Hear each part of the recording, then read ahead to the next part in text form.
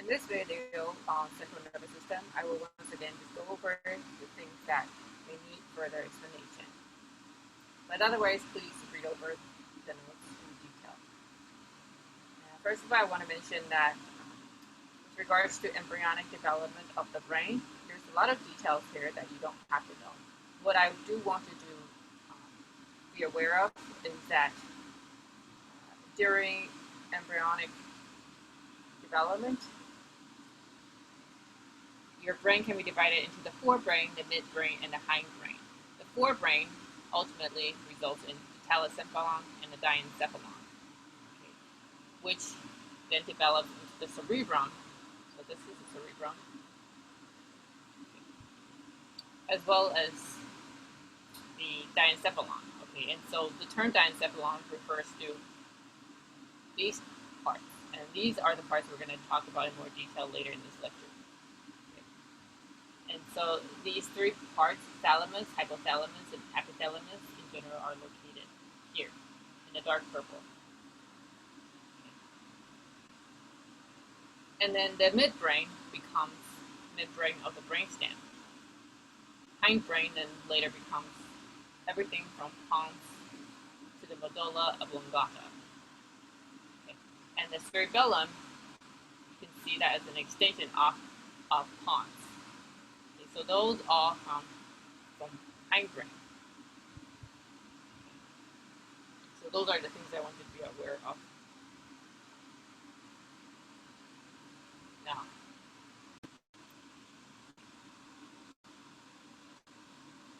with regards to the parts of your brain, your brain can be divided into roughly 4 parts.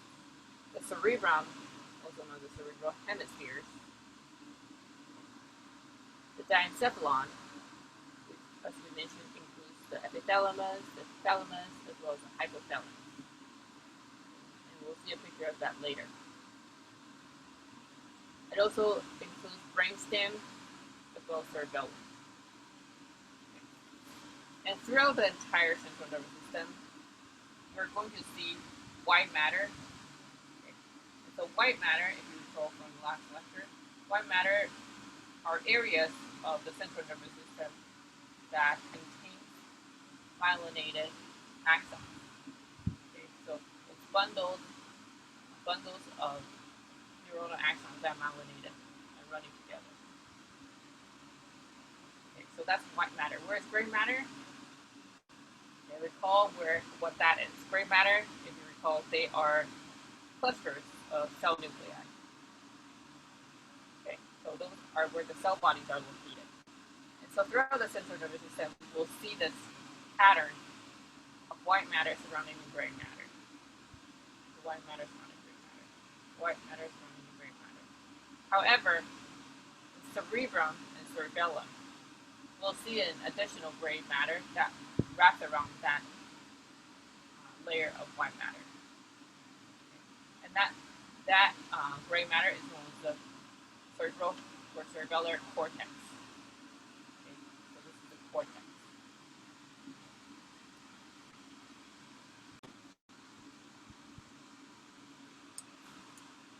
Moving on to ventricles. These ventricles of the brain, colored in blue, so they are spaces within the brain that create and also circulate CSF, or cerebral spinal fluid. So this CSF is a watery fluid that is an ultrafiltrate of plasma, and it surrounds the brain as well as located in the ventricles inside the brain. So the CSF has several functions, one of which is for protection. It acts as a cushion around the brain and prevents neural damage when you get into a car crash or your head hits against something and the brain is coming into contact with the skull, right? And so that fluid wrapping around the brain is able to reduce the amount of impact on your brain. But in addition, it also allows so that the CSF also creates a chemical environment that allows for the proper functioning of your brain. So it maintains a specific, very specific chemical ionic balance that allows the neurons to fire properly. And we have lab videos going over these individual parts of the ventricles. Moving on to the brainstem. The brainstem can be divided into three parts: the midbrain, the pons, and medulla, or medulla oblongata. Okay. And so this portion is the midbrain.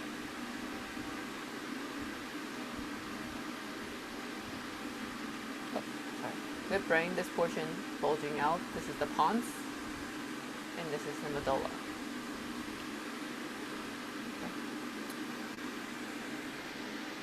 Now, the cranial nerves, most of the cranial nerves, specifically cranial nerves 3 through 12, originate from the brainstem. And so there are many vital functions that are carried out by the brainstem. Your cranial nerves are responsible for providing innervation to your face and head.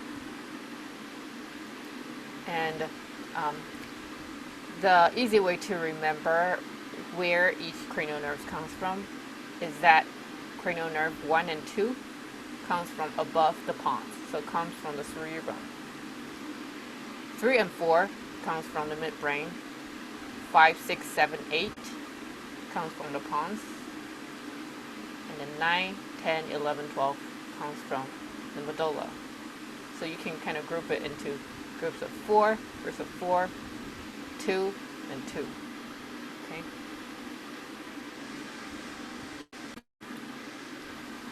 Now the medulla oblongata also contains a group of neuronal nuclei clustered together to form a reticular formation.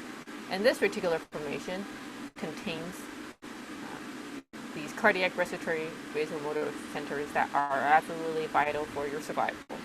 And that is because they play a major role in regulation of respiration, so control of your breathing, your heart rate, your blood pressure, and other vital visceral functions.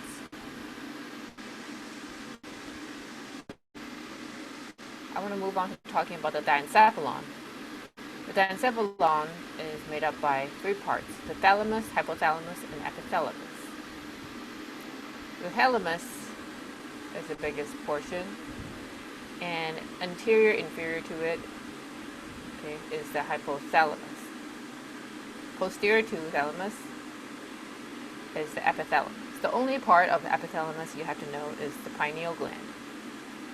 And the pineal gland is responsible for secreting a hormone known as melatonin, and this is melatonin is essentially a hormone that helps regulate your sleep-wake cycle. You can also take melatonin pills that helps you further regulate that sleep-wake cycle.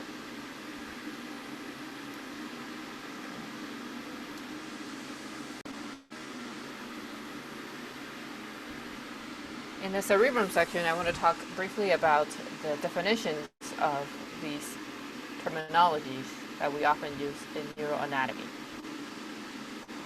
Your brain can be divided into lobes. There's the frontal lobe, parietal lobe, occipital lobe, temporal lobe, etc. And within each lobe, if you take a closer look, you'll see these hills and the valleys. The hills are known as gyrus. Plural is gyri. The valleys are known as sulcus. Plural form is sulci. And fissures are just deeper sulcus. Deeper sulcus is known as a fissure. I'm going to skip ahead and talk about this diagram. In this diagram, the Broca's area and Vertices area. So, when patients are affected by stroke, what happens in stroke is you get a part of the artery that's supplying to the brain gets clogged up. and the region of brain that's not supplied by blood dies. Okay, those neurons will die. And so the manifestation of stroke is largely dependent on which artery was clogged up and which region of the brain is affected. Okay. If, say, a patient has the Broca area affected in stroke, it would differ in its manifestation from patient who has the Wernicke's area affected. Okay, and that applies to other regions of brain as well. The reason why I want to talk specifically about these two areas is that speech, our human speech, is requires multiple aspects of the brain functioning, working properly. Okay. Broca's area is responsible for the motor portion of your speech, so generating that motor output. Whereas Wernicke's area is responsible for the receptive portion of your speech, so understanding language. I'll post videos on patients with each area affected with stroke. But just going over briefly here is that someone with Broca's area affected, they would be able to produce a speech, but it's going to be broken up. Okay, so they are able to generate sensible speech, but they may have problem with producing a fluent speech. Whereas someone with Wernicke's area affected, they're able to speak very fluently, but a lot of what comes out of their mouth are nonsensical speech that doesn't make any sense. And I'll post videos on those. Under cerebral deep gray matter, I want to point out that what's commonly known as basal ganglia is actually a misnomer, because as we've learned in the nervous system lecture, the correct term for a cluster of neuronal cell bodies in the central nervous system is nucleus. Right? Ganglia is used to refer to the same thing in peripheral nervous system. So basal nucleus, basal nuclei are groups of neuronal cell bodies in the brain that are responsible for controlling complex movement, as well as other motor functions. Our brain has different mechanisms to protect itself. The outermost structure protecting it is the skull, so it's a bony housing that encloses the brain. And then there are the meninges, in which encompasses three layers: the dura mater, or the tough mother, the arachnoid mater, as well as the pia mater. Okay. And the arachnoid refers to the spider web-like nature of this layer. Pia mater means tender mother. Okay. It's the layer that's intimately wraps around the brain. So think of it like the visceral peritoneum, or the visceral pericardium, etc. Right? That wraps around along the surface, okay, of the brain. Okay. As you can see, the pia mater is the only layer that follows the grooves of the brain. Okay. So when we touch a dissected brain, okay, if you see a layer that doesn't follow, with the valleys, with the gyri, okay, that's going to be the arachnoid mater. Okay, once you remove that, what you're looking at, okay, directly hugging the brain, that's the pia mater.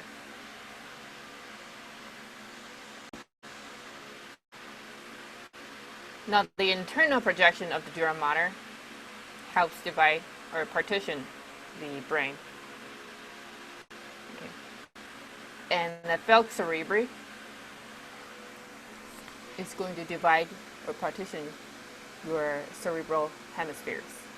So here's your falx cerebri. Okay, think of this as analogous to the mesentery in your gut, right? There's got two layers. You've got two layers of that membrane combined, joined together. The cerebelli is similar, but instead of dividing the cerebral hemisphere, it's here dividing the cerebelli hemispheres. Okay. And then the tentorian cerebelli is going to divide the cerebrum from the cerebellum. So it runs transversely.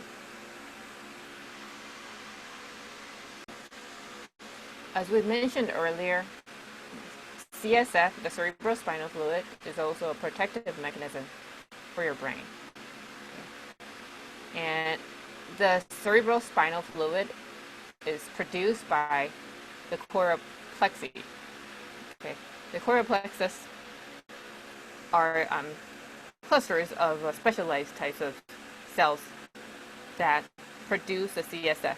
And as you can see in this diagram, that the CSF then circulates around the ventricles, okay, and around the brain. Okay, when it circulates around the brain, it's going to fill the subarachnoid space. The subarachnoid space is the space that's underneath or deep to the arachnoid mater. Okay. Eventually, this fluid is going to flow down into the spinal cord, okay, around the spinal cord as well as in the central canal. Okay. You are not responsible for knowing in which direction the fluid is flowing. Okay. But you should be aware that CSF exists, okay, inside the ventricles, around the spinal cord, as well as around the brain in the subarachnoid space and the central canal. Okay. And then there's these various parts of the ventricle which we'll talk about specifically in lab. So you can view these CSF fluid as ultrafiltrates of blood. Okay, so after they circulate around the ventricles, around the brain, and the subarachnoid space, eventually they're returned to the blood through these arachnoid granulations.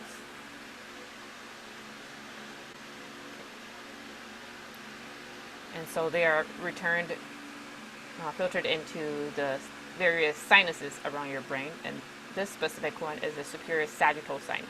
The superior sagittal sinus is located just between the two cerebral hemispheres. Okay, here's a side view. And we've got other sinuses that drain that blood as well as CSF along with the CSF. Okay. Those are the venous drainages of the brain. Okay, so we've got superior sagittal sinus, okay, and we have an inferior sagittal sinus as well. Okay. And those are terms we'll talk more about in class, in lab. Now the fourth mechanism of providing protection to the brain is through this blood-brain barrier. If you recall from a blood vessel lecture, we talked about continuous capillary, which is a specialized type of capillary, where the cells have tight junctions in between them. Okay, so they're sealed, that forms a tight seal between those epithelial cells. Okay. And so that means very little substances are allowed to pass through that wall of those capillaries. Okay. And this type of barrier allows only certain water, oxygen, nutrients, fat-soluble molecules to enter, but prevents many things that may be harmful to the brain. Okay, so that includes bacteria, and other harmful substances. Okay. Now let's take a look at the spinal cord. Okay, so the spinal cord is also part of the central nervous system. If we look closely, you'll notice that there are certain regions of the spinal cord that are wider and thicker than the rest. Okay. So that forms the cervical enlargement as well as the lumbar enlargement. And notice that these are the regions that correspond to where your limbs are attached, or where those nerves supplying your upper extremities and lower extremities exit the spinal cord. Okay, and so that's an important point. And just on this diagram, I want to go over something that you'll also be expected to know in lab. The conus medullaris is the tip of the spinal cord. Okay. But these spinal nerves, they will continue below the point of the tip of the spinal cord. Okay. So that bundle of nerves that pass below or goes below the conus medullaris, okay, that forms what appears like a horse tail. Okay. And that bundle of spinal nerves is known as the cauda equina. And among this bundle of cauda equina, there is a single thread-like structure formed by the end of the pia mater, okay, that tethers the spinal cord inside the space. Okay, and that sort of has an anchoring, stabilizing function to the spinal cord. Okay, and that structure is known as filum terminale. So filum terminale is just the end of that pia mater that continues and tethers the spinal cord. Okay. You should also know that the spinal cord extends from the foramen magnum of your skull all the way down to about L1 or L2 level. Okay, so this is usually the L1, L2 level, and this is why when doctors do spinal tap, okay, to draw CSF fluid, okay, they always want to make sure they are inserting a needle below the L1, L2 level, because if that needle were to accidentally stab into the spinal cord, right, they could cause severe consequences, right, like someone's sensory function or motor function of their lower limbs or lower extremities could be affected, right? So there's a significantly less risk of causing those consequences when you insert the needle below L1, L2. Yeah. Now let's take a look at the white matter of your brain and your spinal cord. So the white matter, as we know, is composed of myelinated axons. So you can think of it as bundles, just bundles of neuronal axons running in the same direction. Okay.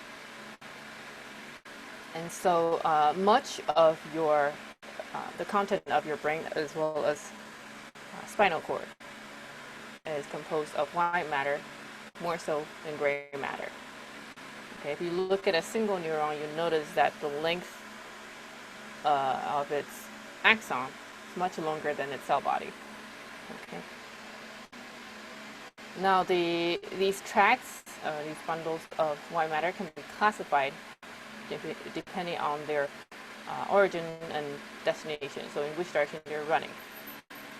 Okay. Ascending, descending, or commissural. So there are ascending tracts going up through the spinal cord into the brain. So those tracts going upward to the brain.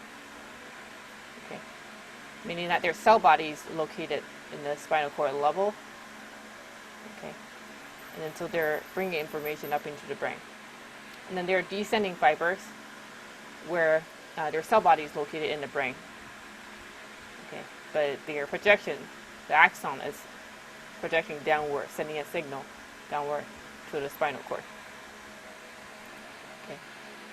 There's commissural fibers that run. The commissural fibers or transverse fibers, there are axons that connect the two parts of your spinal cord, or it could be two hemispheres of your brain. Okay. In the case of a brain, the commissural fibers are going to connect the two hemispheres of your brain. So a prominent example of that is a corpus callosum. The corpus callosum is just the thickest bundle of white matter. Okay, the thickest bundle of myelinated axons that allows the two hemispheres of your brain to exchange information.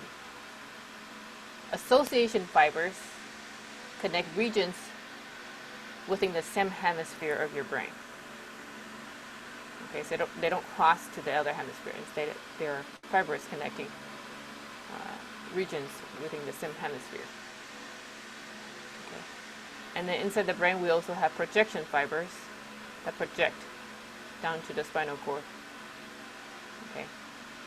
And that includes many of the motor neurons. Now let's take a look at the gray matter of your spinal cord.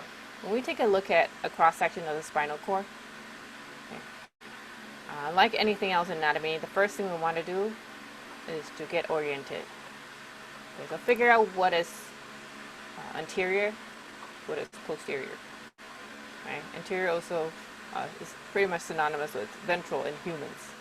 Right? So oftentimes in these terms, in many of the names of these structures, those two can be interchangeable. Anterior, ventral, okay, and posterior versus dorsal.